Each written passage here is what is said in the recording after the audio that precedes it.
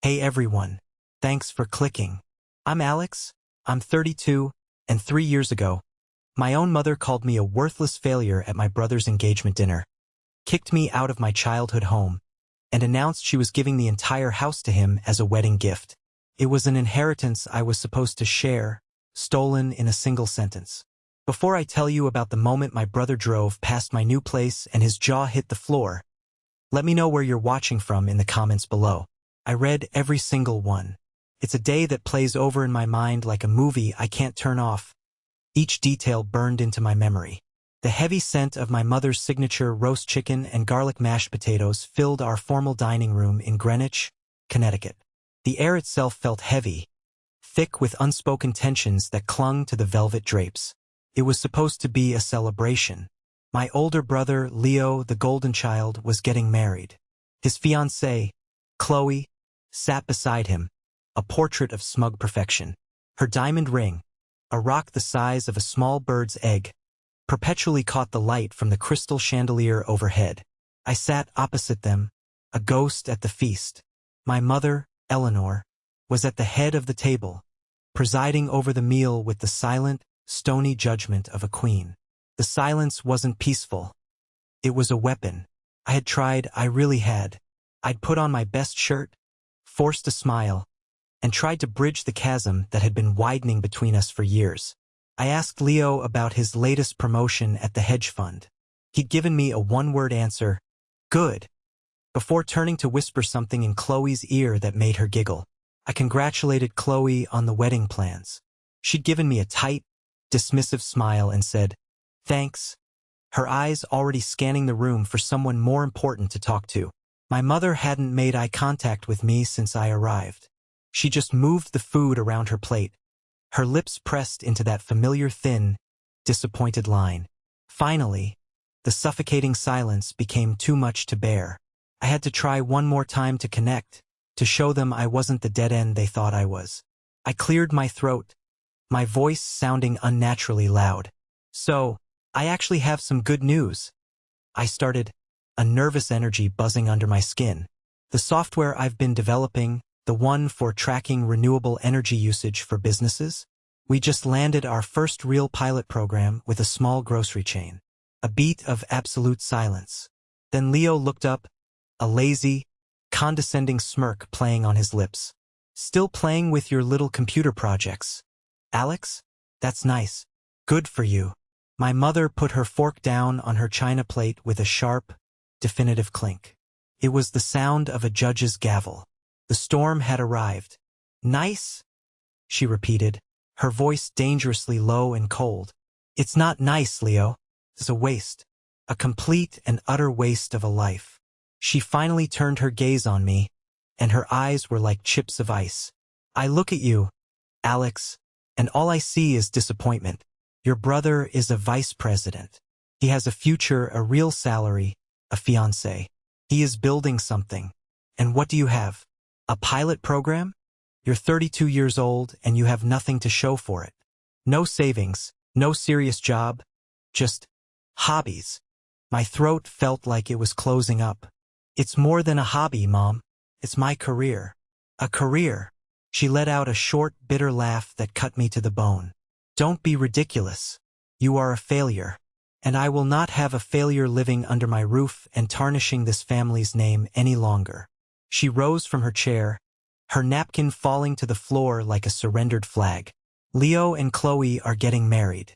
They need a proper home to start their lives, a home that reflects their status. So, I'm giving them this house, as an early wedding present, an inheritance for the son who actually made me proud." The words hung in the air, sucking all the oxygen out of the room. I stared at Leo, searching his face for any sign of shock or protest. There was none, only a flicker of pure, unadulterated triumph. He knew. This had been planned. I was being ambushed. "Mom, you can't be serious," I whispered, the words barely audible. "I have never been more serious," she said, her voice like steel. "Pack a bag. I want you out. Tonight." And just like that, 25 years of my life in that house were erased. I stood up, my chair scraping harshly against the polished hardwood floor. I didn't shout. I didn't plead. A strange, cold calm had settled over me. I looked at each of their faces one last time, memorizing the image of their victory. Then I turned and walked out of the dining room. I went up the stairs to the room that had been my sanctuary, threw a few clothes into a duffel bag, and walked back down. As I reached the front door, the heavy oak door I'd run through 1,000 times as a kid, I paused. I could hear their voices from the dining room, the murmur of conversation already resuming as if nothing had happened. I hadn't been a person to them. I had been an inconvenience, and now I was gone. The door clicked shut behind me, the sound echoing in the cold, empty night. It was the sound of my life breaking in two. That night wasn't a sudden earthquake. It was the final, violent collapse of a structure that had been rotting from the inside for decades.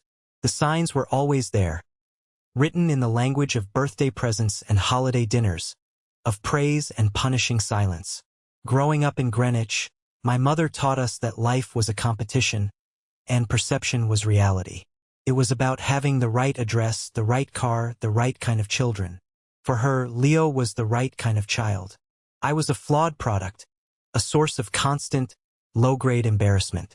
I remember my 16th birthday with perfect clarity. It was a quiet Tuesday night. My dad, Richard, was still alive then, a warm, grounding presence in a house that often felt cold. He slid a box across the dinner table. It was a generic brown cardboard box, a little beat up around the edges. Inside was a used laptop. It had a few scuffs on the lid, but it was a beast. A machine with a powerful processor and a high-end graphics card. "It's got more RAM than you'll know what to do with," he'd said, his eyes sparkling with a shared, secret excitement. "This will let you run the simulations for that energy tracking app you're designing. It'll take it to the next level, son." For me, it was like being handed the keys to the universe. My mother, however, had barely looked up from her salad.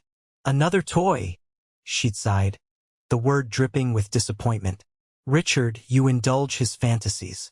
He needs to be focused on his SAT prep, not these games." That night, my dad and I stayed up until 2 a.m. in the garage, our makeshift lab. We had a giant whiteboard on one wall, and we sketched out complex algorithms and data flow charts. He was a software engineer by heart, a man who had traded his passion for a lucrative but soul-crushing career in finance to please my mother. He saw a part of his younger self in me, the part he'd had to sacrifice. He was the only one who understood that what I was doing wasn't a game. "Don't ever let anyone tell you this is a waste of time, Alex," he told me, his hand on my shoulder, the smell of whiteboard markers sharp in the air. "What you're building, this is the future. They just can't see it yet." 6 months later, the house was transformed for Leo's 16th birthday. It was like a scene from a movie. Professional caterers with white jackets bustled in and out of the kitchen. A DJ was set up by the pool, the bass thumping through the floorboards. The main event was in the driveway. A brand new, cherry red sports car, a machine of pure, pointless speed, with a giant, ridiculous bow on the hood. My mother stood beside it, beaming with a kind of radiant pride I had never seen directed at me. She handed Leo the keys as her friends and our relatives applauded. My uncle, Lawrence, her brother, was there, of course, clapping Leo on the back with a booming laugh. "Now that's a sweet ride. Wall Street's future star deserves nothing less." I stood off to the side, near the dessert table, holding a paper plate and feeling like a stranger at my own family's home. Later that evening, I was walking past the study and overheard my mother talking to Uncle Lawrence. The door was slightly ajar. "Leo just gets it, you know?" she was saying, her voice filled with a deep, satisfied pride. "He understands how the world really works. Money, ambition, status. That's what matters. Alex. He's just lost in his own little world of codes and wires. It's worrisome." My uncle had made a soothing noise. "Don't you worry, Eleanor. Some kids are just late bloomers. He'll come around. Though I have to say, those nerdy hobbies won't ever buy him a house in this neighborhood." Their shared laughter followed me down the hall. It wasn't loud or cruel. It was worse. It was casual, dismissive, as if my entire identity was a mildly amusing joke. My dad was my shield, my translator, my advocate. When I won first place at the regional high school science fair for a working prototype of my home energy monitor, he was the one cheering so loudly he embarrassed me. He took the cheap, plastic trophy and the certificate and had them professionally framed. He hung the newspaper clipping with its grainy photo of me right in the center of his home office wall. "The world needs innovators like you, Alex," he'd said, his voice thick with an emotion that made my throat tighten. "Not just another banker." My mother glanced at the trophy when I brought it home and offered that thin, tight smile that was more of a grimace. "That's nice, dear. Just a school project, right?" It wasn't a question. It was a statement, a box she was putting me in. It was her way of diminishing the achievement, of keeping my world small while she was expanding Leo's. She couldn't see the hours of work, the passion, the vision. All she saw was something that didn't come with a price tag or a fancy title from a big corporation. She saw something worthless. And when she looked at it, I knew she was really looking at me. The foundation of my world didn't just crack. It disintegrated 3 weeks before my high school graduation. It was a rainy Thursday night in May. My dad was driving home from a late meeting in the city. The police report said a truck hydroplaned on the slick asphalt of the interstate. It was instantaneous. One phone call from a state trooper, a blur of flashing red and blue lights painting streaks on our wet windows, the sterile antiseptic smell of a hospital waiting room, and then he was gone. The last real conversation I ever had with him was just a few days before the accident. He'd found me in the garage, hunched over my laptop, trying to debug a piece of code that was making my head spin. He didn't say anything for a few minutes, just watched me. A thoughtful, almost melancholy expression on his face. "You know," he started, his voice quiet, "I was like you once. I loved building things, solving complex problems. I was going to start my own software company." He paused, looking at the tangled lines of code on my screen. "Then I met your mother. I went into finance. It was good money, it gave our family this comfortable life, but a part of me always wondered what if. A part of me feels like I've been playing a role for 30 years. He looked me straight in the eye, his gaze intense. "Alex, promise me something. Whatever you do with your life, follow your heart. Build the things you want to build. Don't chase the money like I did. The fulfillment, it's not the same. Don't let anyone talk you out of your dreams." I had mumbled something like, "Sure, Dad, I promise," not fully grasping the profound weight of his words. They felt like just another piece of fatherly advice. Now, they were his last will and testament to me. They became a sacred vow, a legacy I had to honor. His death wasn't just the loss of a father. It was the loss of my only ally, my only defender in a family where I felt like a foreign exchange student.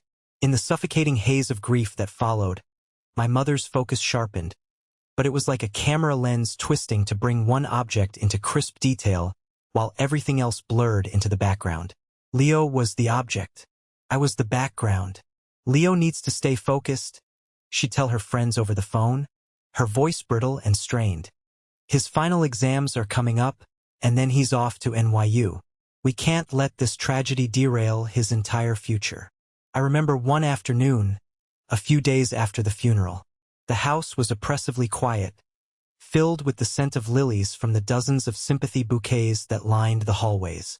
I found my mother in the study, my dad's study, on the phone with a lawyer. She was talking about his estate, his life insurance, the inheritance. I stood in the doorway, a ghost in my own home. When she hung up, I tried to talk to her. "Mom," I said, my voice cracking. I really miss him."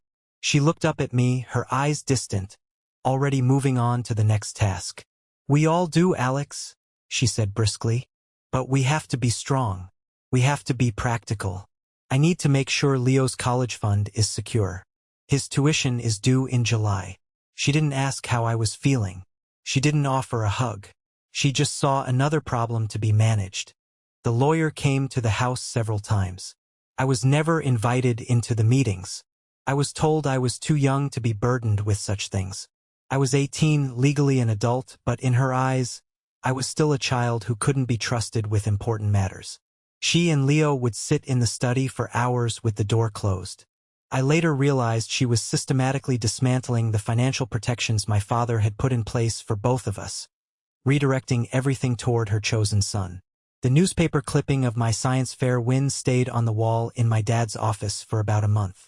It was a small comfort, a reminder of his pride. Then one day I walked in, and it was gone. In its place, meticulously centered, was a framed photograph of Leo in his lacrosse uniform, holding a championship trophy. I never asked my mother about it. I didn't have to. The message was perfectly clear. My father's legacy was over. Hers was just beginning. And in her version of the future, there was only room for one successful son. The chasm between me and my family widened into a canyon during our college years. The path for Leo was paved in gold. He, naturally, went to NYU's prestigious Stern School of Business. My mother paid for everything. The full, eye-watering tuition, the upscale apartment in Greenwich Village that was nicer than my entire dorm floor, a generous monthly allowance that was more than what I earned in a semester. Leo needs to be able to focus entirely on his studies and networking, she declared to anyone who would listen, as if he were a prized racehorse. He can't be distracted by trivial things like a part-time job. His college fund, which I would later learn was supposed to be our college fund, was robust, meticulously managed by my mother to ensure he wanted for nothing. I, on the other hand, scrambled. I got into the University of Connecticut for computer science, with a partial academic scholarship that I had worked my tail off in high school to earn. It was my one ticket out, covered about half the cost. For the rest, I was completely on my own. My mother made it clear that her financial resources were tied up in Leo's investment. So I worked 3 different jobs, a chaotic juggling act that left me perpetually exhausted.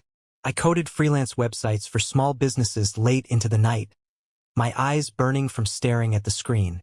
I waited tables at a Greasy Spoon diner on weekends, coming home smelling of fried onions and dealing with condescending customers. I worked the quiet, lonely late-night shifts at the university's IT help desk, fixing printers for frantic students. I lived in a cramped dorm room with 2 other guys, and my diet consisted mostly of instant ramen and the cheapest coffee I could find. I remember one night, scrolling through social media during a break at the diner. I saw a picture Leo had posted. He was on a yacht in the Caribbean for spring break, tanned and smiling, a beautiful girl on his arm, a bottle of champagne in his hand.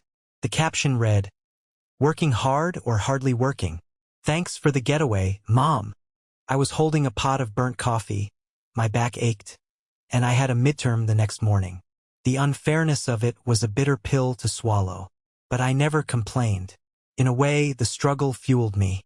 I was doing what I loved. The work was brutally hard, but it was honest, and every dollar I earned was my own. Every line of code I wrote felt like a small act of defiance, a tribute to the promise I made to my dad. The phone calls home were always a painful exercise in frustration. Leo just had dinner with a senior partner at Goldman Sachs. My mother would report, her voice buzzing with an excitement she never had for me. "He's making such wonderful connections. His future is practically guaranteed." "That's great, Mom," I'd say, forcing enthusiasm into my voice. I just finished a project modeling solar panel efficiency for one of my classes. My professor thinks it has real commercial potential. There would be a pause. "Oh," she'd finally reply, the energy draining from her voice. "That's interesting, dear. Now, tell me, are you eating properly? You sound tired." The subject would always change, my achievements dismissed as quaint little hobbies, my struggles ignored. It was in my junior year that a light appeared in the tunnel. His name was Professor David Chin. He was a leading expert in renewable energy systems, a quiet, brilliant man who saw something in my solar panel project that my mother never could. He saw the future. He became my mentor, the first person since my dad who looked at my work and saw potential instead of foolishness. He took me under his wing, giving me access to the university's advanced labs, connecting me with his network of researchers. "Alex, this algorithm is brilliant," he told me one afternoon, peering at my laptop in his cluttered, book-filled office. You're not just tracking data, you're predicting energy needs based on weather patterns and usage habits. This could save companies millions. You're onto something big here. His belief was like water in a desert. It was under his guidance that I developed the first true prototype of my application, the one that would eventually become the foundation of my company.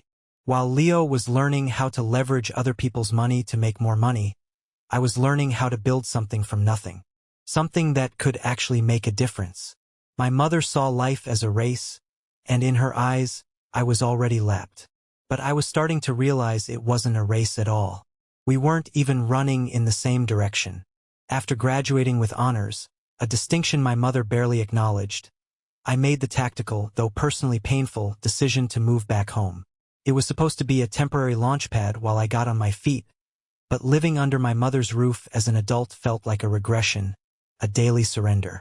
In her house, it felt less like a home and more like a courtroom where I was perpetually on trial for the crime of not being my brother.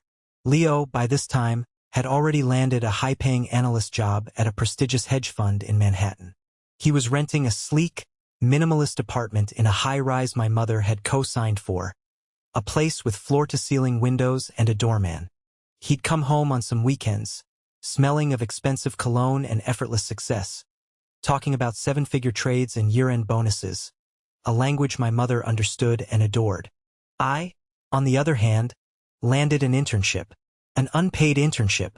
It was at a small, scrappy tech startup in the city called Urban Energy. They were doing fascinating, cutting-edge work in sustainable urban infrastructure. Exactly the field I wanted to be in.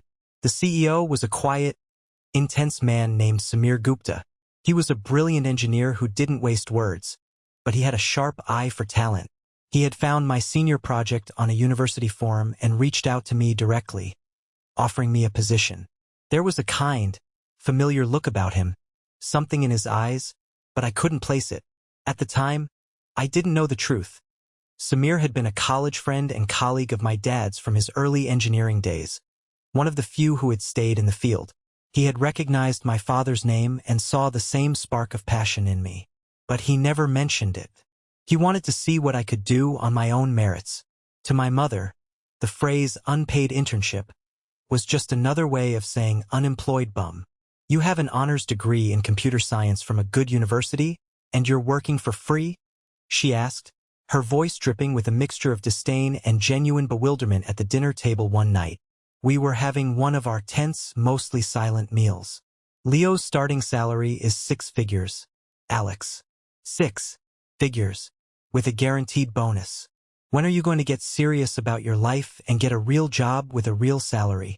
My Uncle Lawrence, who had a preternatural ability to show up for dinner whenever there was a chance to dispense his patronizing wisdom, chimed in. Now, Eleanor, give the boy a chance, he said, patting my arm with a soft, fleshy hand. It was meant to look like he was defending me, but it was just another form of attack. Every generation has its dreamers. It's a noble gamble, Alex, but a gamble nonetheless. You have to understand finance, you see, that's stability. That's a sure thing. Your brother is building a secure future. This tech stuff, it's a lottery ticket, and most tickets are losers. The message was always the same, a constant, demoralizing chorus. What Leo did was real, what I did was a fantasy. Every single day was a grind. I'd wake up before dawn to catch the commuter train into the city, work 10 to 12 hours for free, soaking up every bit of knowledge I could, and then take the late train home, exhausted, to a house where I felt like a disappointment. I poured every ounce of my being into that internship, driven by a desperate, burning need to prove them all wrong. More than that, I was driven by the quiet, persistent memory of the promise I made to my dad in the garage all those years ago. I just hoped it would be enough. I often wondered, though, if I was chasing a dream or just running from their judgment. At Urban Energy, I thrived. I wasn't just fixing bugs. I was improving core systems. One afternoon, Samir gave me a complex problem that had stumped their senior engineers for weeks. An inefficiency in their data processing that was costing them server time and money. I locked myself in a small conference room for 2 days, fueled by coffee and a stubborn refusal to fail. I didn't just fix it. I rewrote the entire module, making it 10 times faster. I presented it to Samir, my hands trembling slightly. He reviewed my work in silence, his expression unreadable. After 5 long minutes, he just nodded slowly and said, "Good work, Moore. Very good work." Coming from him, it felt like winning an Olympic medal. It was a small victory, but it was mine, and it kept the flame of hope alive in the cold, dismissive atmosphere of my home. And that brings us back to that night. The night that cleaved my life into a before and an after. The night of Leo and Chloe's engagement dinner. It wasn't just one comment that set my mother off. It was the culmination of years of simmering resentment, a pressure cooker that was finally, inevitably, going to explode. I had come to the dinner table that night armed with a small, fragile piece of hope. That very afternoon, Samir Gupta had called me into his office. He had that same serious, intense look on his face. "Alex," he'd said, "your work on the predictive energy algorithm has been revolutionary for us. You've done the work of a whole team." He leaned forward. "We're a small company, we can't offer you the kind of salary your brother makes, not yet. But we are offering you a full-time position as lead project engineer, and stock options. A significant number of them. If this company succeeds, you succeed in a very big way." It was the first real, tangible validation of my entire career. A real job, a leadership title, a stake in the future I was helping to build. I thought maybe, just maybe, this would be enough. Maybe this was the language they would finally understand. So when Leo smirked about my little computer projects, I took a deep breath and laid my cards on the table. "Actually," I said, trying to keep my voice steady and professional, "I was just promoted to lead project engineer today. It's a full-time, salaried position." My mother just waved a dismissive hand, not even looking at me. "A lead of what? A team of one? Alex, please, don't embarrass yourself with these inflated titles." Chloe let out a tinkling, condescending laugh. "Oh, that's sweet. It's so important to have a passion, isn't it? My cousin has an Etsy shop. I think it's wonderful." The comparison, the sheer, willful ignorance of it, was like a slap in the face. That's when I finally broke. The years of swallowing my pride, of accepting their dismissals, it all came rushing to the surface. "Why do you do this?" I asked, my voice cracking with an emotion I could no longer contain. "Why is nothing I ever do good enough for you? This is my career. I work 60 hours a week. It matters to me. It's important work that could actually help people, not just make rich people richer." The jab at Leo's profession was a mistake. My mother's face hardened into a mask of cold fury. "Important?" she scoffed, her voice low and menacing. "Let me tell you what's important, since you are clearly so naive. Providing for your family, building a legacy, securing your future. Your brother understands that. He's making a name for himself. He is securing his family's future.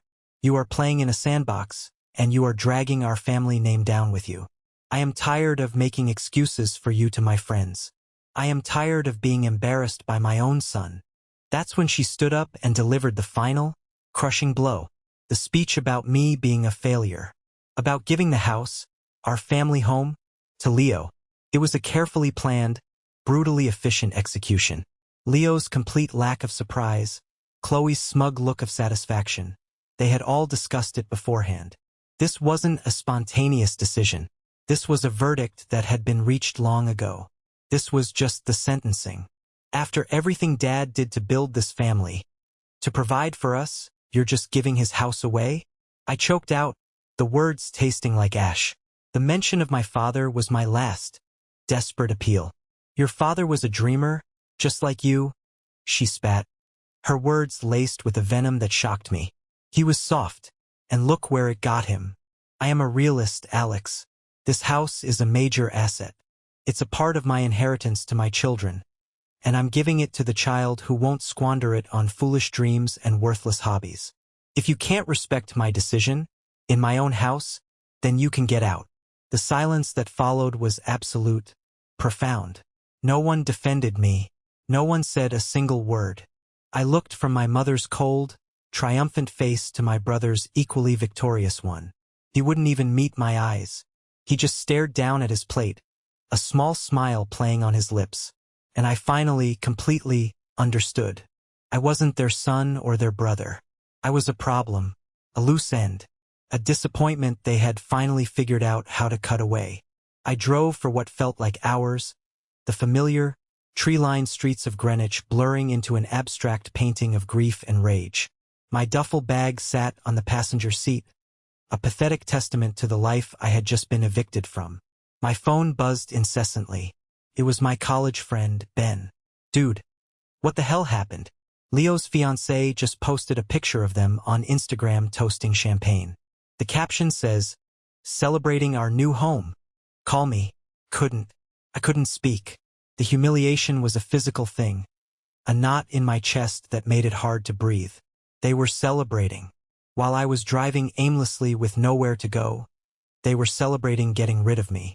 My mind was a chaotic storm, but one desperate, last-ditch idea emerged from the wreckage.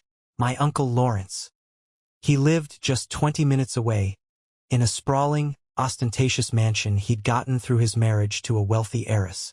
He had always positioned himself as the cool uncle, the one who pretended to be on my side, even while subtly feeding my mother's narrative that I was a lost cause.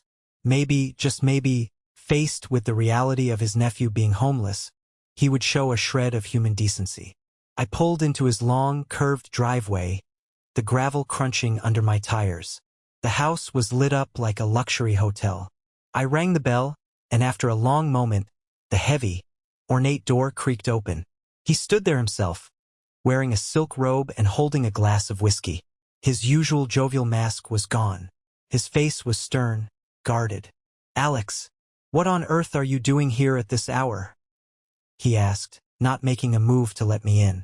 He physically blocked the doorway. "Uncle Lawrence," I began, my voice hoarse and raw.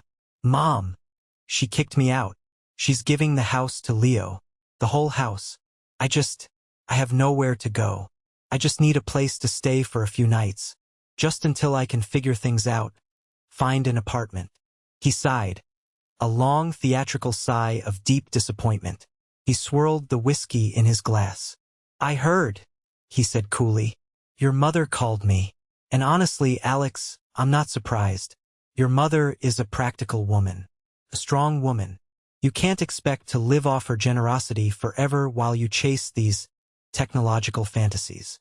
"They're not fantasies," I said, my fists clenching at my sides. "I have a job. A real job. I was just promoted. A job that doesn't pay you a living wage? Come on, son," he said, shaking his head with a look of pity that was more insulting than anger. "Look, I can't have you here. It would be a profound disrespect to your mother's decision. Family needs to present a united front. Taking you in would undermine her authority, and frankly, it would enable your irresponsible behavior." The sheer hypocrisy of it stunned me into silence. This man, who had done nothing on his own merits, was lecturing me on responsibility. "So that's it?" I asked, my voice a low whisper. "You're just going to turn your back on me? Dad's own brother-in-law." He looked me straight in the eye, his voice devoid of any warmth, any trace of family affection. "I'm not turning my back, Alex. I'm helping your mother teach you a lesson your father was always too soft to teach you. The world is a tough, unforgiving place. It's time you grew up and faced it. Consider this a gift, the gift of rock bottom. It's a great place to build from, or so they say." He offered me a thin, final smile, and the door began to close. I saw the lock turn. That was it. That was the bottom. Every single door had been slammed and locked in my face. I stood there in his perfectly manicured driveway, under the cold, indifferent stars. The despair was a physical weight, pressing down on me. But then, something inside me shifted. The grief, the humiliation, the despair. They began to burn. The fire didn't consume me. It forged something new inside my chest. Something cold and hard and unbreakable. Determination. They thought I would sink. They had thrown me into the deep end, just as my uncle said. Fine. I would swim. I would swim faster and farther than they could ever imagine. and I would build an ocean of my own. I got back in my beaten-up car, drove away from that house, away from that town, and for the first time in my life I didn't look back. I was done with them. I was completely and utterly done. The next few months were a brutal, disorienting blur of cheap coffee, sleepless nights, and the constant, dull hum of a computer server. I found a tiny, run-down studio apartment in a rough part of Brooklyn. It had peeling paint, a radiator that clanged like a blacksmith's anvil all night, and a window that looked out onto a brick wall. It was all I could afford with the meager savings I had. But it was mine. For the first time in my life, I felt truly terrifyingly free. The crushing weight of my family's expectations was gone, replaced by the exhilarating, razor-sharp pressure of pure survival. I enacted a scorched earth policy. I blocked my mother's number, my brother's, my uncle's. I went dark on all social media. The only person I stayed in touch with was my friend Ben, who would check in every couple of weeks with a simple text. "You still alive?" It was a lifeline to a world I used to know, a reminder that one person out there still cared. My entire focus, every waking moment, became my work at Urban Energy. Now that I was a full-time, salaried employee, even if the salary was barely enough to cover rent and ramen, I poured every ounce of my energy into it. I was the first one in the office and the last one to leave. My grief and anger became fuel. Every line of code was a brick in the new life I was building. One evening, feeling stuck on a particularly complex problem and overwhelmed by loneliness, I took a chance and reached out to my old mentor, Professor Chun. We met for coffee at a small cafe near his university. I told him everything that had happened, the dinner, the house, the rejection from my uncle. I laid it all out, the whole ugly story. He listened patiently, his expression calm and unreadable. When I finished, he didn't offer the empty platitudes of sympathy I was expecting. He offered a strategy. "There's someone I think you should meet," he said, pulling out his phone. "Her name is Jessica Vance. She's a venture capitalist. She is notoriously tough, a real shark, but she's one of the smartest people I know. And her entire fund is focused on disruptive green technology. Your algorithm, Alex, is bigger than just a feature in someone else's company. It deserves to be its own entity. It's time to stop building for other people and start building for yourself." The meeting was in a sterile, glass-walled conference room on the 40th floor of a skyscraper in Midtown Manhattan. The view alone was worth more than all my possessions. Jessica Vance was exactly as Professor Chun had described. She was sharp, impeccably dressed in a power suit, and she radiated an aura of intimidating intelligence. Her questions were like surgical strikes, precise and designed to find any weakness. She didn't care about my family drama or my passion. She cared about the market, scalability, the total addressable market, my customer acquisition cost projections. For an hour, I stood in front of a whiteboard and walked her through my application, my business plan, my 5-year vision. I laid out the future as I saw it, a future powered by smart, predictive, sustainable energy. I was terrified, my heart pounding in my chest, but my voice was steady. I knew my stuff. This was the one area of my life where I felt completely confident. I expected her to tear it apart, to find a dozen flaws I hadn't considered. Instead, when I was finished, she leaned back in her expensive leather chair and just stared at me for a long, silent moment that stretched into an eternity. "Most people who come in here are trying to build a better mousetrap," she said finally, her voice crisp and decisive. "They want to make an existing process 1% more efficient. You're not doing that, Mr. Moore. You're trying to eliminate the need for the mousetrap entirely. You're building an infrastructure." She stood up and extended a hand. "I'm in.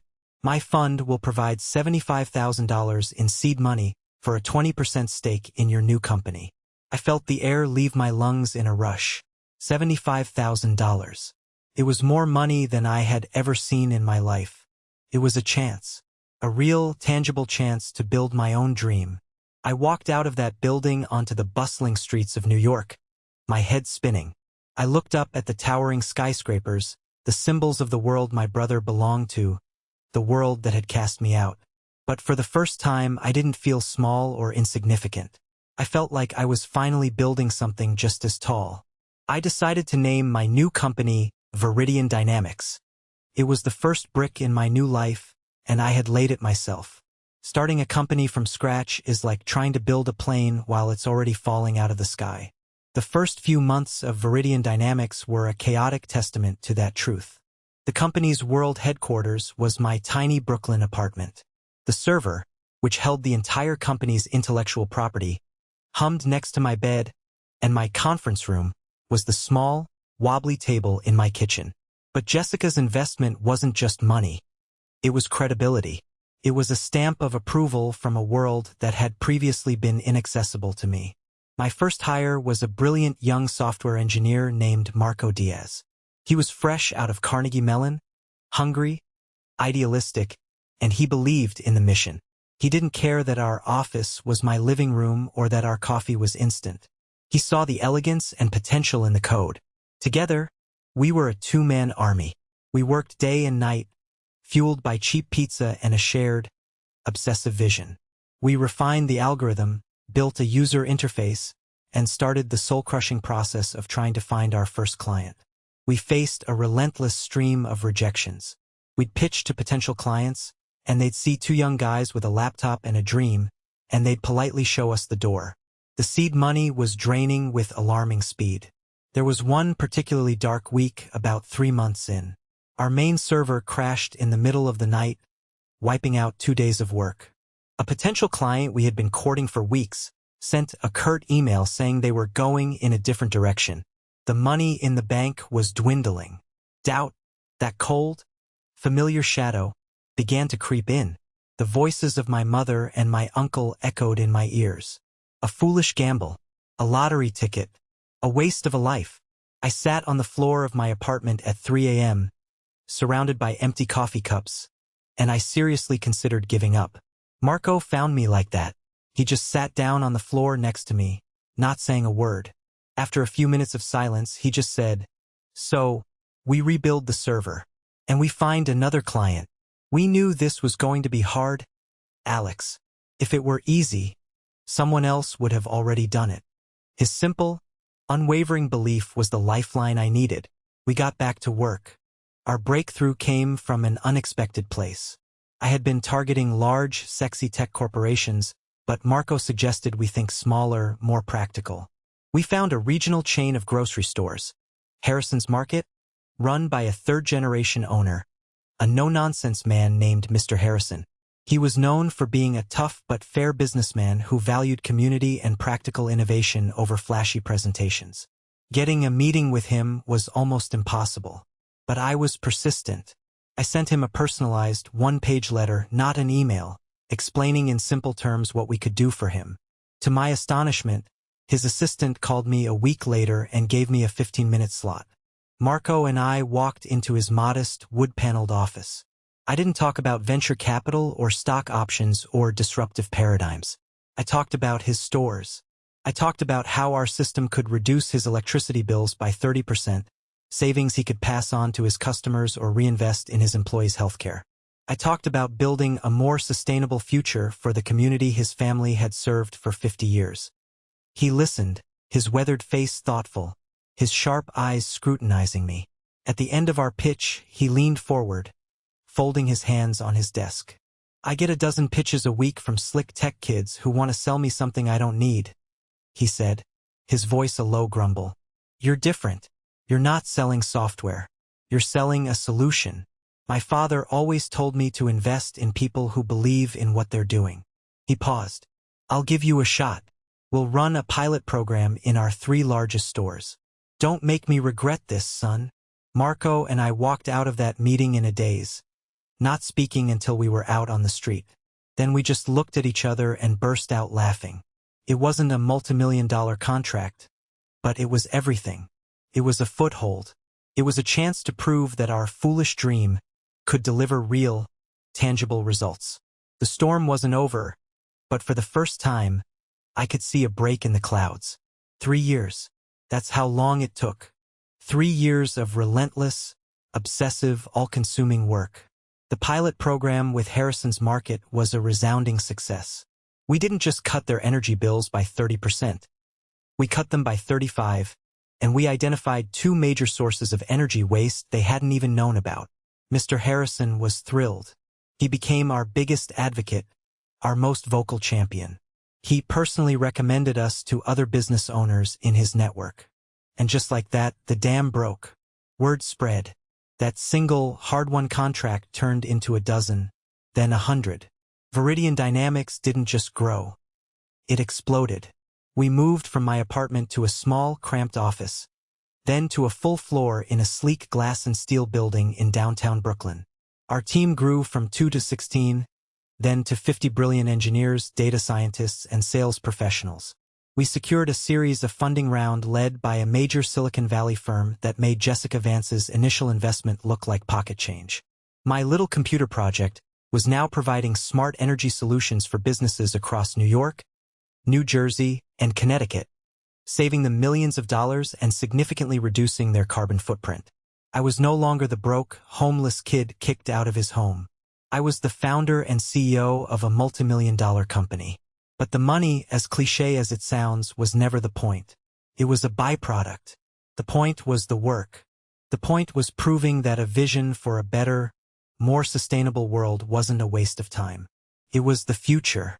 With my success came a level of financial freedom I had never imagined possible.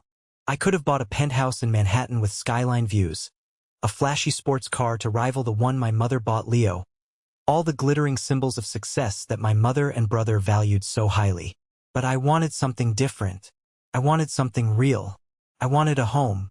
Not just a house, but a home. A place that was a physical manifestation of everything I believed in. My lawyer helped me find the perfect piece of land. It was a beautiful 7-acre wooded lot back in Greenwich, not far from where I grew up. It sat on a quiet, secluded road. Felt right. Felt like closing a circle, but on my own terms. On that land, I didn't just build a house. I built a statement.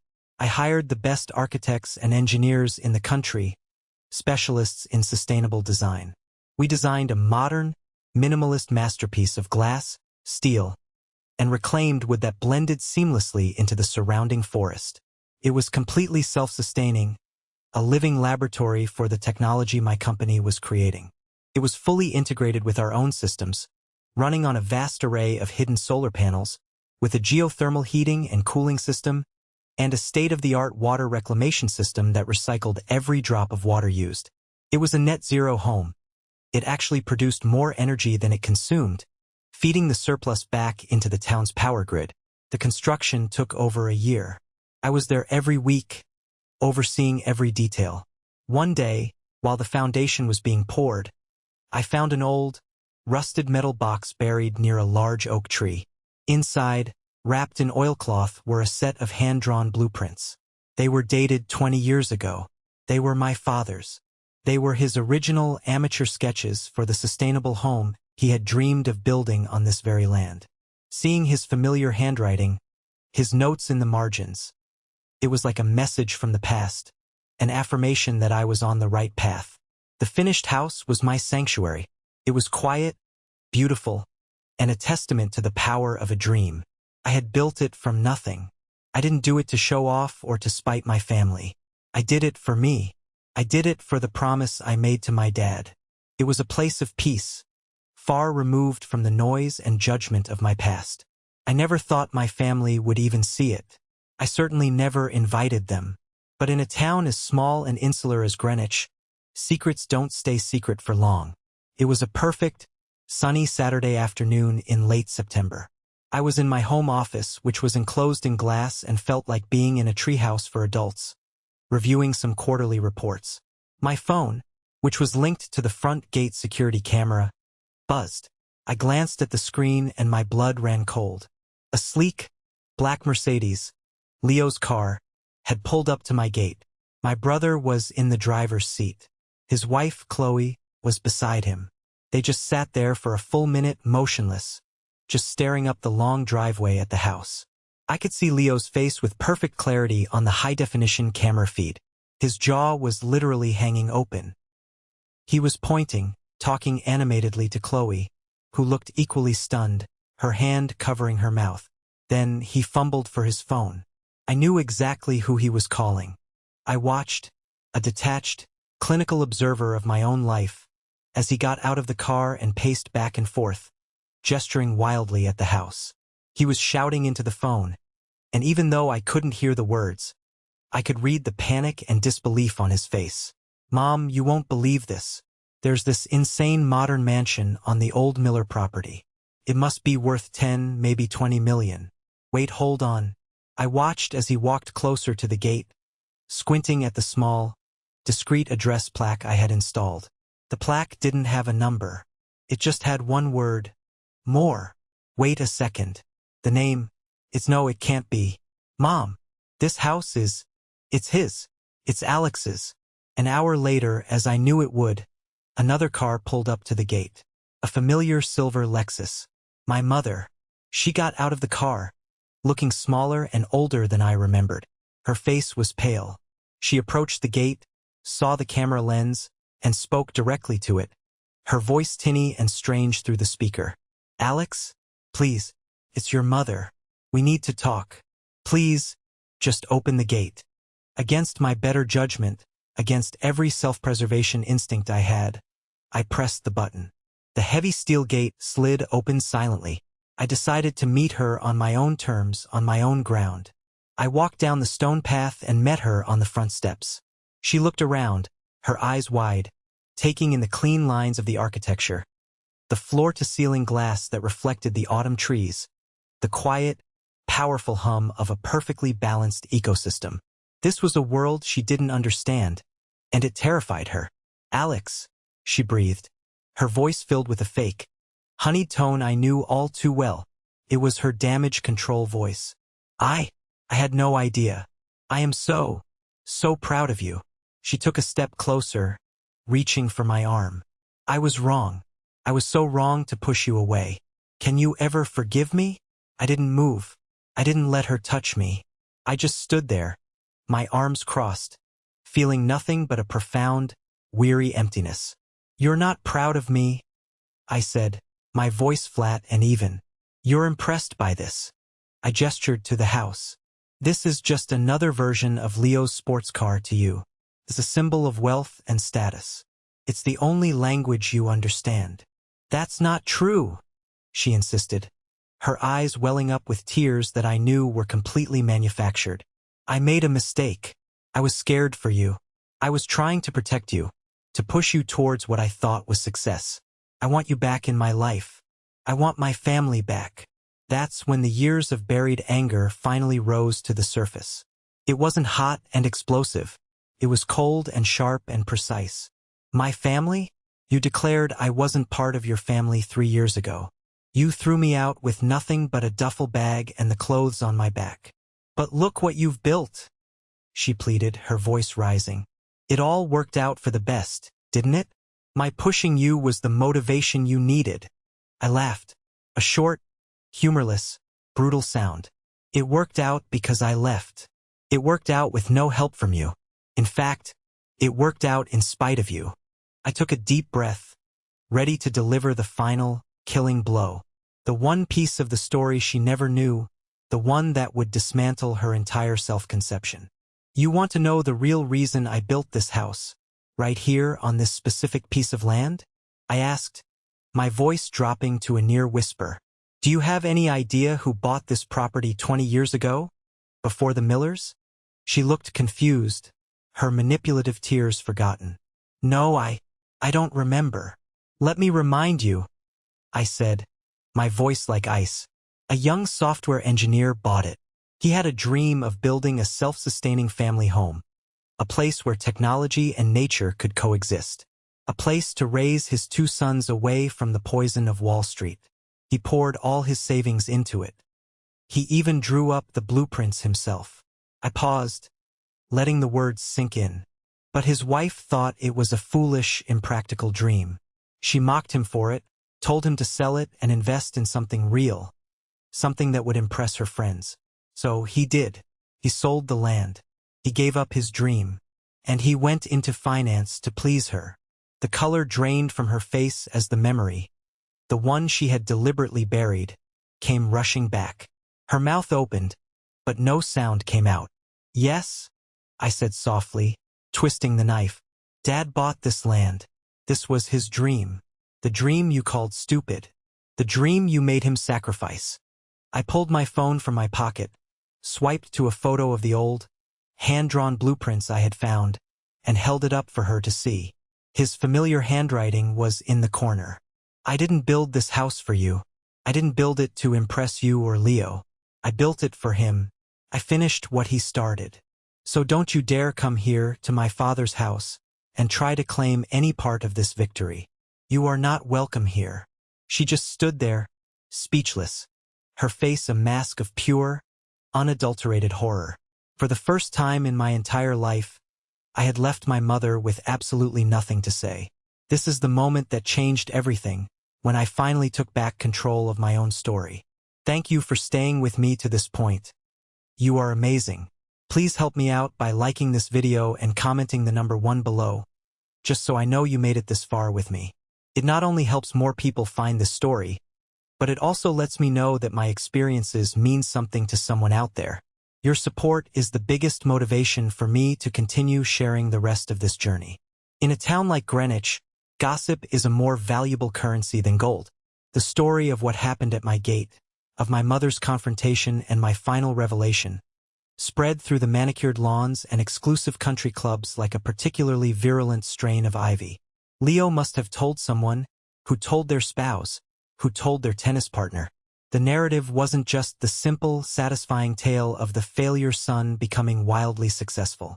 It was darker, more complex. It was the story of a mother who had not only cast out her son but had also crushed her late husband's dream. A dream that son had then resurrected in the most spectacular way possible. It was the one thing my mother's carefully curated world couldn't tolerate. A stain on her public image, a story that painted her not as a strong matriarch, but as a cruel, materialistic hypocrite. Her friends, the ones she had lunch with every Tuesday, the ones she played bridge with, started to pull away. The calls stopped. The invitations to charity galas and dinner parties dried up. She had built her entire identity on being the mother of a successful Wall Street star, the widow of a respected financier, the queen of her social circle. I had exposed the ugly, rotten foundation beneath the flawless facade. Her status, the currency she valued above all else, was suddenly irrevocably devalued. One afternoon, I was in a local coffee shop, a place I rarely went, to meet with a contractor. While I was waiting, I overheard 2 women at the next table. They were older, impeccably dressed, and I recognized them as being part of my mother's circle. They were speaking in low, conspiratorial whispers. "Can you even imagine?" one of them said. "To do that to her own son. And after what he revealed about Richard's dream for that land. It's just monstrous." "I know," the other replied, stirring her cappuccino.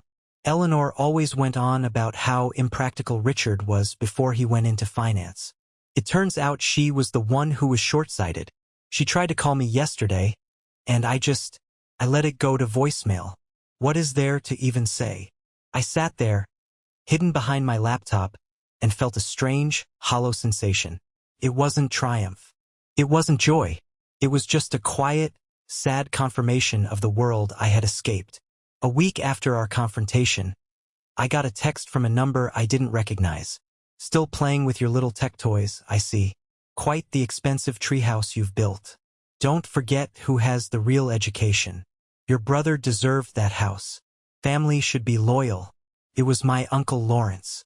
The same condescending tone, the same petty jealousy, the same twisted definition of loyalty. 3 years ago, a message like that would have wounded me, sent me into a spiral of self-doubt. Now, it was just pathetic. It was the desperate squeak of a man whose entire worldview was crumbling. I didn't feel anger. I felt a distant, clinical pity. I deleted the message without a second thought and blocked the number. I was done engaging with their poison. My peace was more valuable than any last word.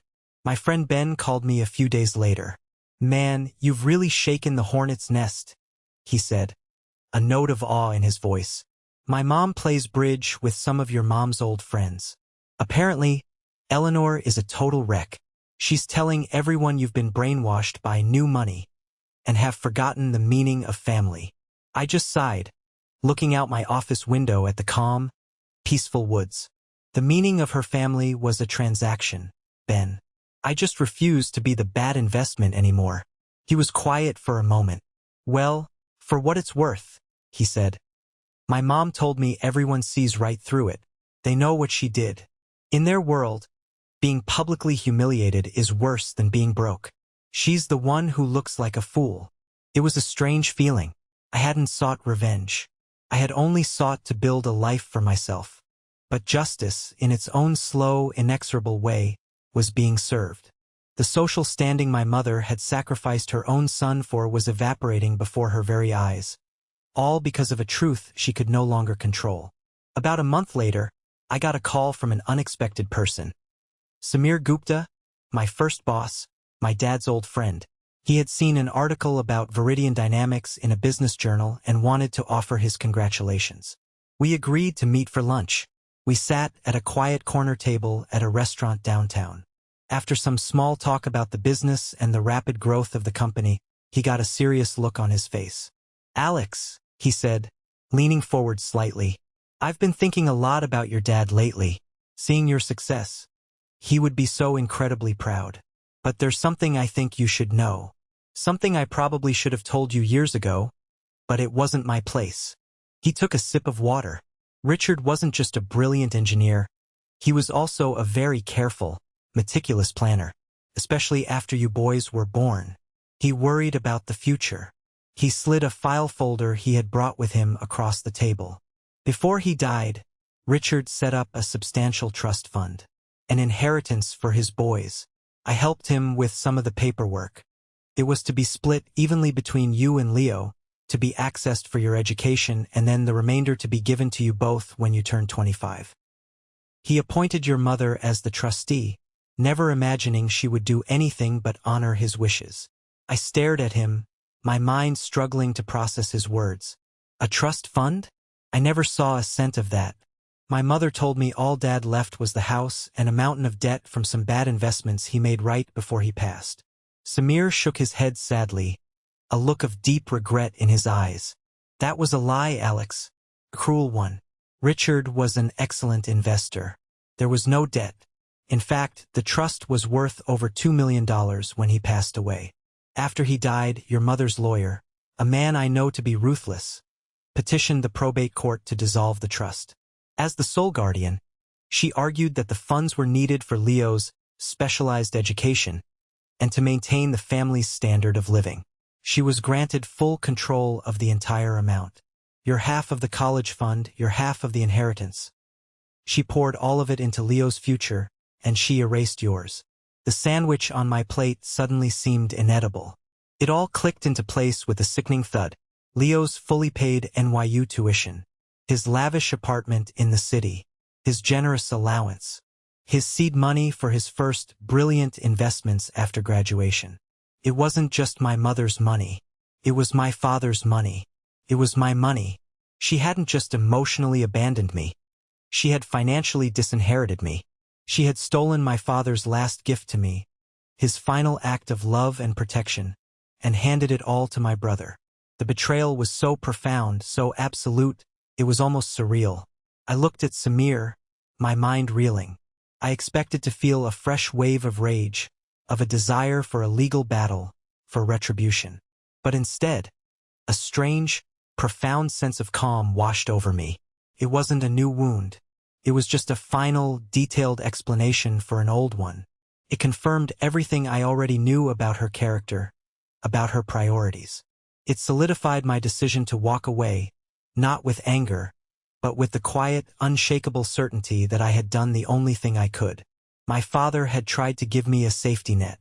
My mother had taken a pair of scissors and cut it to shreds. And I had learned to fly on my own anyway. Another year passed. Life moved on. Not with the high drama of confrontations and revelations, but with the steady, quiet, satisfying rhythm of purpose. Viridian Dynamics continued its upward trajectory. We expanded our operations into Maryland and Pennsylvania, our predictive energy technology becoming the new gold standard for corporate energy sustainability. We were no longer a scrappy startup. We were a major player in the green tech space. I was no longer just a CEO. I was a recognized innovator, invited to speak at major industry conferences and universities about the future of sustainable technology. My life wasn't about the money or the accolades, though they were nice validations of the hard work. It was about the work itself. It was about the team I had built around me. Marco, my first employee, was now my chief technology officer, a brilliant leader in his own right who was respected throughout the industry. We had built a company culture based on respect, collaboration, and a shared passion for solving difficult problems. The exact opposite of the toxic, zero-sum hierarchy of my childhood family. These people, my team, my mentor Professor Chun, my loyal friend Ben, they were my real family. The one I had chosen, the one that had chosen me back, not the one I was born into by accident of biology. The house my father had dreamed of, the house I had built, became my true sanctuary. I spent my weekends hiking the wooded trails on the property, my dog running ahead of me. I'd read for hours in the sun-filled living room that overlooked the forest, or I'd work on new, experimental projects in the workshop I'd built in the basement. Sometimes, I'd just sit in silence, feeling the peaceful, efficient hum of the home systems running around me. It was a home filled with peace, not pressure. It was a place where I could finally, truly breathe. I developed a new routine. One of my proudest achievements was starting an internship program at Veridian Dynamics, specifically for promising students from state universities and community colleges. Kids like me, who had the talent but not the connections. I made it a point to mentor them personally.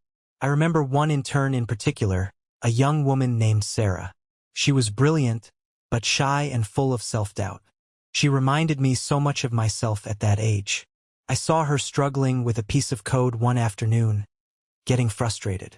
I walked over not to give her the answer, but to talk her through the problem, just as my dad had done with me. "What's the core problem you're trying to solve?" I asked her. We spent an hour at the whiteboard, sketching out ideas. When she finally solved it herself, the look of pride and excitement on her face was more rewarding than any multimillion-dollar contract. I was breaking the cycle. I was becoming the supportive figure for others that my father had been for me. I was paying his legacy forward. I never unblocked my family's numbers. I heard whispers about them through the grapevine, through Ben or the occasional news clipping, but I never sought them out. My mother had apparently sold the old house, the one she had so ceremoniously gifted to Leo, and downsized to a small condo. Her social life had never recovered from the scandal. My Uncle Lawrence, I heard, was facing serious financial troubles of his own after a messy and very expensive divorce. I felt nothing. No satisfaction, no anger, no pity. They were characters in a book I had finished reading a long time ago. Their story was no longer my story. My story was about looking forward, about building, about creating a legacy of innovation and mentorship that my father would have been proud of. I was finally at peace, healed from a wound I once thought would define me forever. I was more than just a survivor of my past. I was the architect of my own future. The final chapter of my old life, the epilogue I never asked for, came to me as it often did through Ben.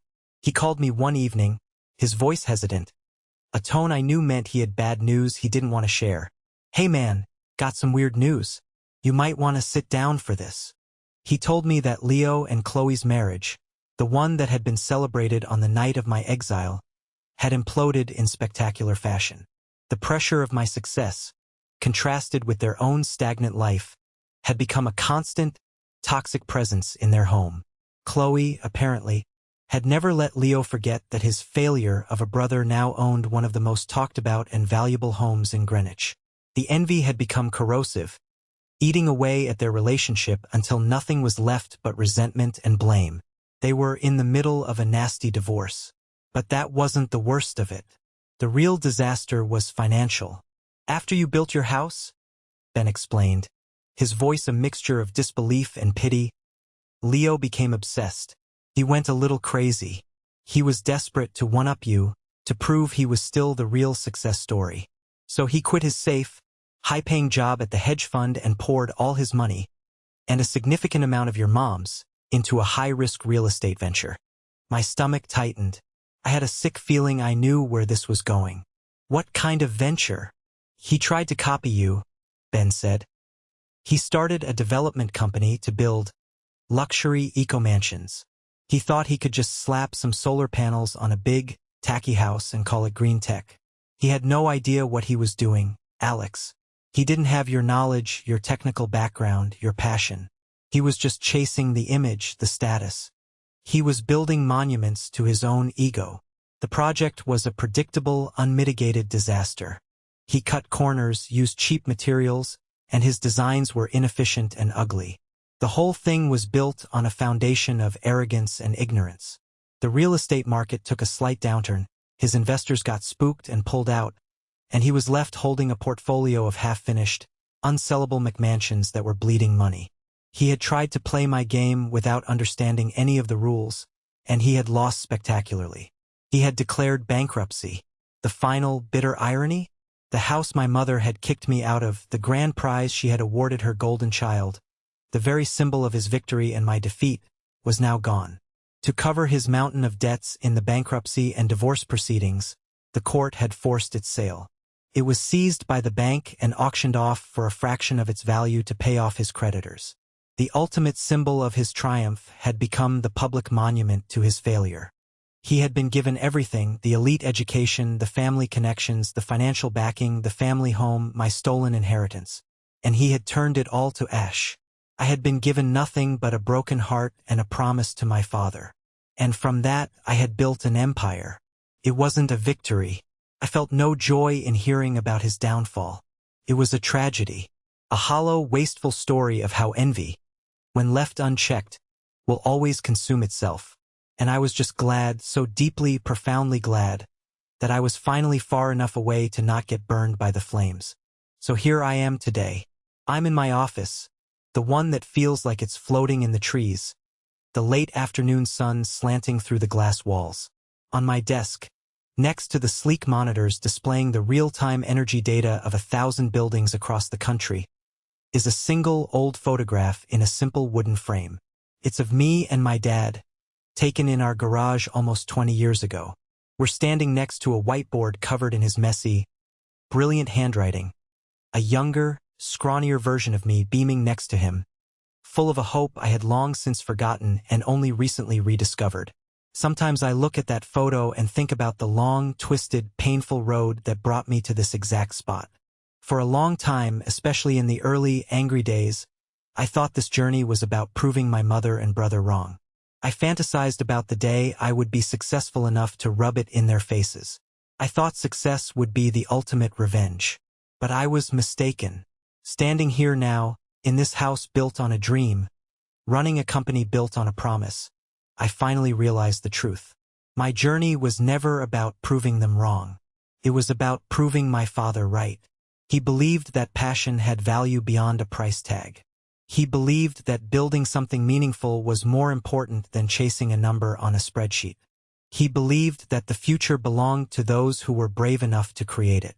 He believed in me. My mother saw a failure, a waste of a life, but my dad saw a future, and I spent the last several years of my life simply trying to build the world he saw. I haven't spoken to my mother or my brother since that day at my gate. I don't know if I ever will. I've learned that forgiveness isn't about absolving them. It's about freeing myself from the anger. And I am free. But that freedom doesn't require a reunion.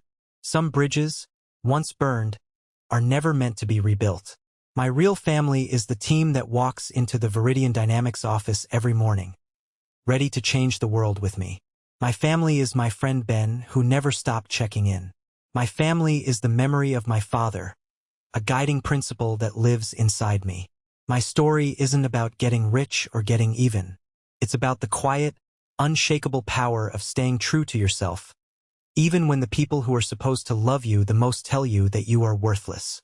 It's about understanding that sometimes the greatest thing a toxic family can give you is the freedom that comes when they finally, mercifully, let you go. Thank you for listening to my story. I hope it resonated with you in some way. Have you ever faced a situation where you had to choose between your passion and your family's expectations? Share your story in the comments below. I'd love to hear from you. And please, Don't forget to like and subscribe so you don't miss what comes next.